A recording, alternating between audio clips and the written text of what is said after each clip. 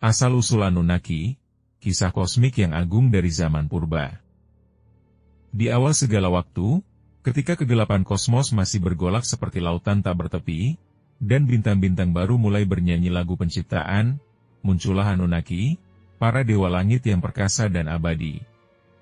Mereka bukan makhluk biasa, melainkan keturunan dari Anu, penguasa tertinggi langit, yang tahtanya berada di antara kabut nebula dan hembusan angin bintang.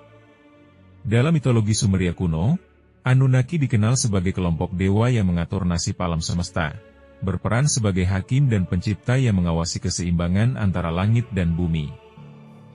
Kelahiran di Nibiru, dunia yang hilang.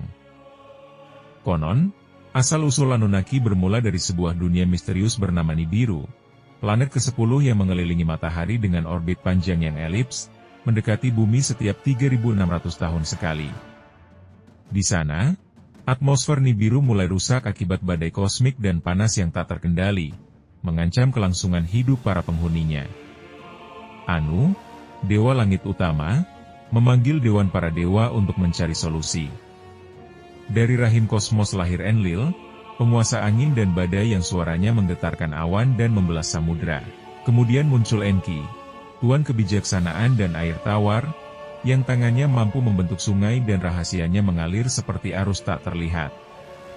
Ninhursag, ibu bumi yang lembut namun penuh kekuatan, bergabung dengan mereka, diikuti oleh Utu, dewa matahari yang cahayanya menyinari keadilan, dan Inanna, dewi cinta dan perang yang pesonanya menyihir hati para dewa dan manusia. Bersama-sama, mereka membentuk Anunnaki, yang dalam bahasa Sumeria berarti keturunan pangeran, atau darah bangsawan dari langit. Dewan ini terdiri dari ratusan dewa, dibagi menjadi Anunnaki langit, Igigi, dan Anunnaki bumi, yang bertugas menjaga tatanan kosmik. Perjalanan ke bumi, pencarian emas kehidupan. Dalam epos kuno seperti Enuma Elis, diceritakan bahwa Anunnaki meninggalkan Nibiru untuk mencari emas, bahan suci yang dapat memperbaiki atmosfer planet mereka yang memudar.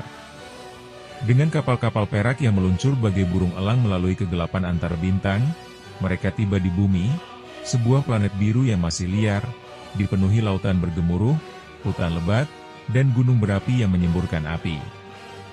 Mereka mendarat di lembah subur Mesopotamia, di antara sungai Tigris dan Efrat, yang mereka sebut sebagai Eden, Taman Surga. Di sana, Anunnaki membangun kota-kota megah, Eridu sebagai pusat Enki, Nippur untuk Enlil, dan Uruk untuk Inanna.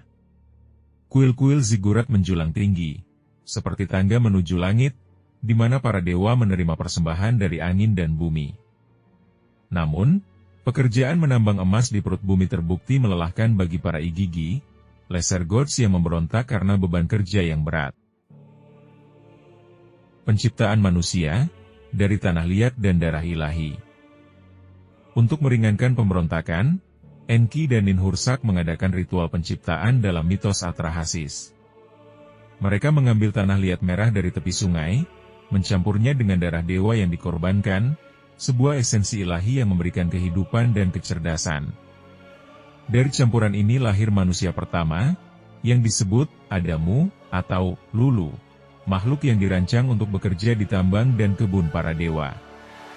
Enlil memerintahkan manusia untuk tunduk, sementara Enki, dengan belas kasihannya, mengajarkan mereka rahasia pengetahuan, tulisan paku, perhitungan bintang, irigasi, dan seni perang. Inanna memberi mereka hasrat cinta, Utu keadilan, dan Ninhursag kemampuan menyembuhkan tanah. Namun, manusia berkembang biak dengan cepat, mengganggu tidur para dewa dengan keramaian mereka, sehingga Enlil mengirimkan wabah dan banjir untuk mengendalikan populasi. Dalam epos Gilgamesh, Anunnaki muncul sebagai hakim dunia bawah, di mana Enkidu turun dan bertemu dengan roh-roh yang dijaga oleh dewa-dewa ini. Perselisihan para dewa dan banjir besar. Konflik meletus di antara Anunnaki. Enlil, yang keras hati, sering bertengkar dengan Enki yang bijaksana. Puncaknya adalah banjir besar, di mana Enlil memutuskan untuk memusnahkan manusia karena kebisingan mereka. Namun, Enki memperingatkan Utnapishtim, mirip Nuh, memerintahkannya membangun bahtera untuk menyelamatkan kehidupan. Setelah banjir surut, Anunnaki menyesal dan memberkati manusia yang selamat, mengajarkan mereka membangun peradaban baru. Warisan dan interpretasi modern.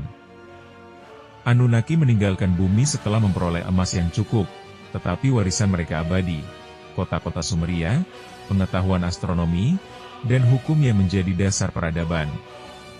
Dalam teori modern Zecharia Sitchin, Anunnaki digambarkan sebagai makhluk ekstraterestrial yang merekayasa genetika manusia dari Homo erectus, menggunakan bumi sebagai koloni tambang. Meskipun kontroversial dan ditolak oleh sarjana arus utama sebagai pseudoarkeologi, teori ini menyatukan mitos kuno dengan spekulasi tentang ancient astronauts. Demikianlah kisah lengkap asal-usul Anunnaki, para pengelana kosmik yang membentuk nasib bumi dan manusia. Di malam gelap, ketika bintang-bintang berkedip, manusia purba, dan mungkin kita hari ini, masih bertanya, apakah mereka benar-benar dewa, atau pengunjung dari bintang yang jauh?